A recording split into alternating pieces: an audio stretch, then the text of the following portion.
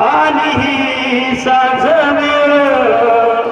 अंगणात रंगलेला माझ्या भाऊ यांचा खेळ खेळ चालला चालला रोवल्या कोशा भाऊला दिस मावळा आला तश लांबल्या सावल्या उड आभाळी पाखरा उड घरट्या बाहेर आहे सदा तुझसाठी तुझ हक्काच माहेर पानावले हे डोळे पानावले हे डोळे अनगुंतलेला पाना एक उंबराची वेश मागतेच कन्यादान